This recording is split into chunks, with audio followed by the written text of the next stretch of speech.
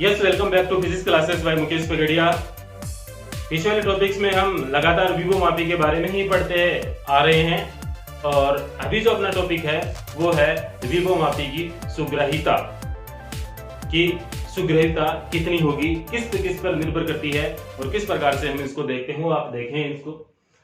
विभवमापी की जो सुग्राहिता होती है, इससे तात्पर्य ये है कि हमारे पास में यदि अल्प विद्युत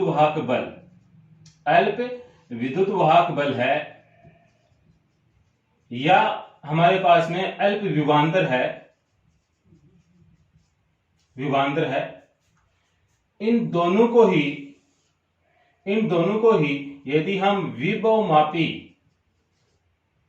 की सहायता से यदि अच्छे से माप लेते हैं, यदि अच्छे से इनको हम माप लेते हैं, तो मापने की जो क्षमता है, यह क्षमता ही क्या कहलाएगी? जो विभवमापी की जो मापने की क्षमता है, वो क्षमता ही क्या कहलाएगी? सुग्राहिता। दोबारा सुने, सामान्यतः हम विभवमापी से विद्युत वाहक बल या विभवांतर को मापते हैं। यदि इन दोनों का ही मान बहुत ही कम है, यानी कि अल्प है, तब उस कंडीशन में भी यदि हम विभवमापी की सहायता से इनको यदि अच्छे से माप सकते हैं, तो विभवमापी की जो इनकी मापने की क्षमता है विद्युत वाहक बल और विभवांतर को, तो जो क्षमता है वही क्या कहलाएगी? विभवमापी की सुग्राहिता। ठीक है, तो चलिए पहले इसकी मैं डेफिनेशन लिख रहा हूं। किसी अल्प विद्युत वाहक बल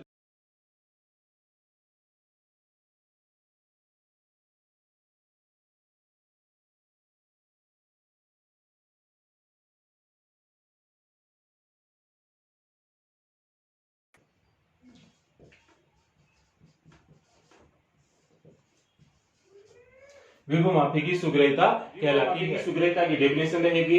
अब जो विभवमापी की जो सुग्राहिता है वो किस बात पर निर्भर करती है, उसको आप देखें। विभवमापी की सुग्राहिता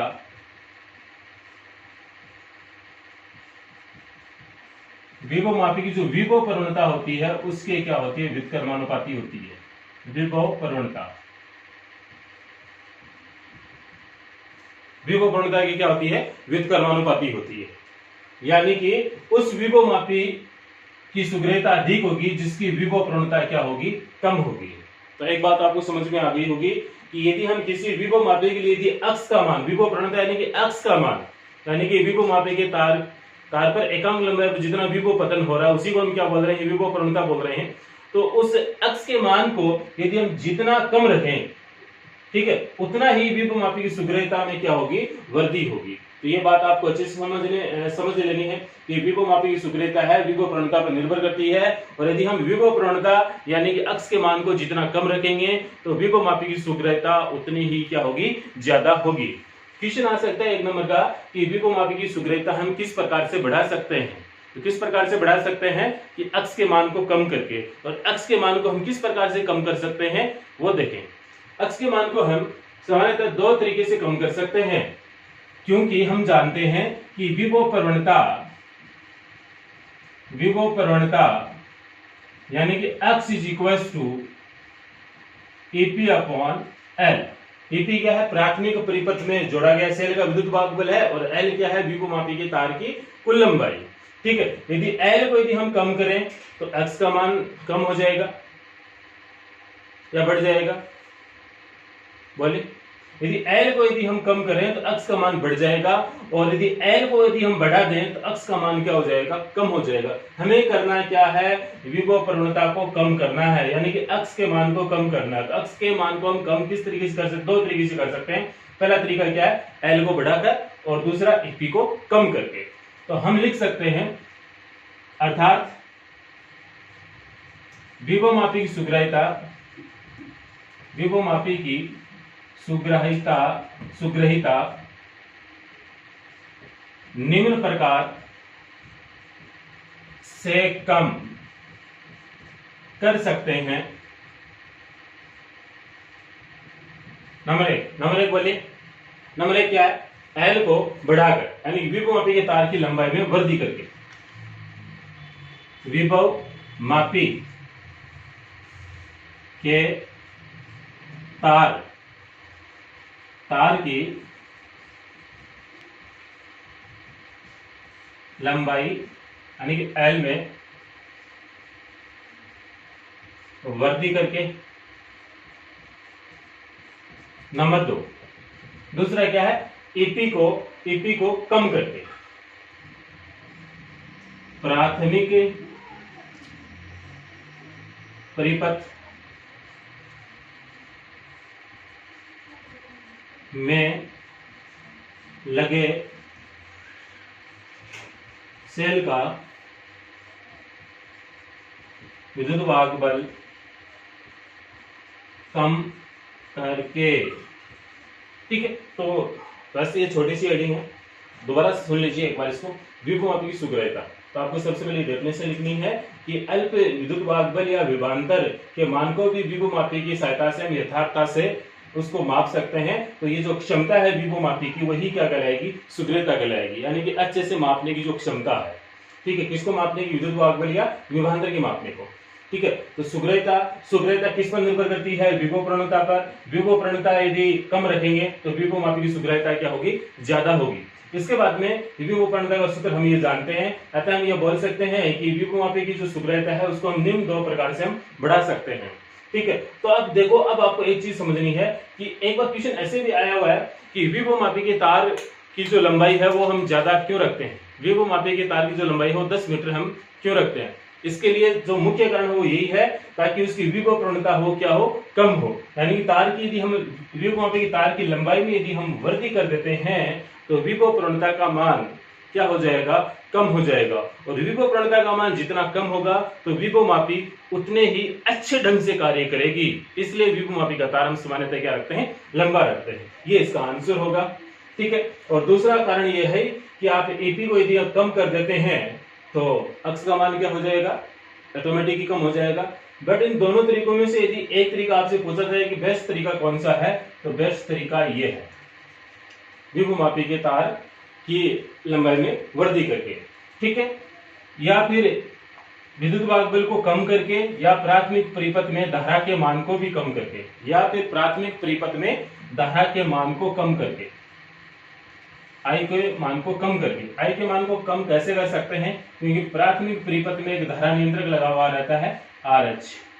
RH में जो रेजिस्टेंस होता है वो वेरिएबल होता है।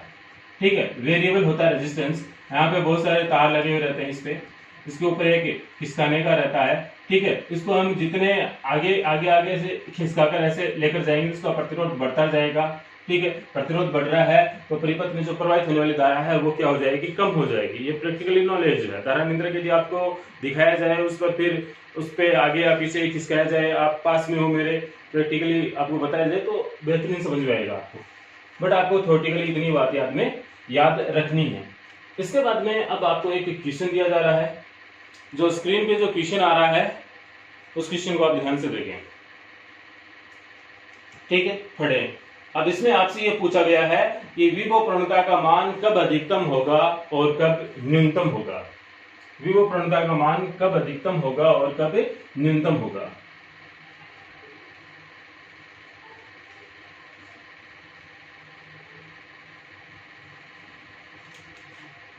अक्स का मान ज्ञात करना है।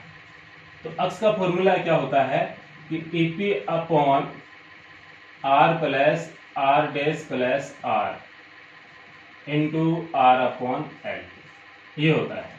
ठीक है, ईपी का मान दिया हुआ है, आर का मान आर डैश यानी कि धारा नियंत्रक का मान। ठीक है, धारा नियंत्रक का प्रतिरोध। अब आपसे ये पूछा है कि एक तो अक्स मिनिमम और दूसरा पूछा है अक्स मैक्सिमम यानी कि अधिकतम। अक्स मिनिमम कब होगा, जब आर डैश का मान हम कितना रखें, अधिकतम रखें। ठीक, और अधिकतम इसका मान है वो कितना है, 20 ओम है। यदि आप धारा नियंत्रक का मान आर डैश का मान यदि 20 रखते हैं तो 20 रखेंगे तो इस अक्स का मान आपको क्या मिलेगा, न्यूनतम। ठीक है, मैक्सिमम, अक्स का मान मैक्सिमम कब प्राप्त होगा, जब हम आर डैश की वैल्यू कितनी रखें, 0 रखें, 0।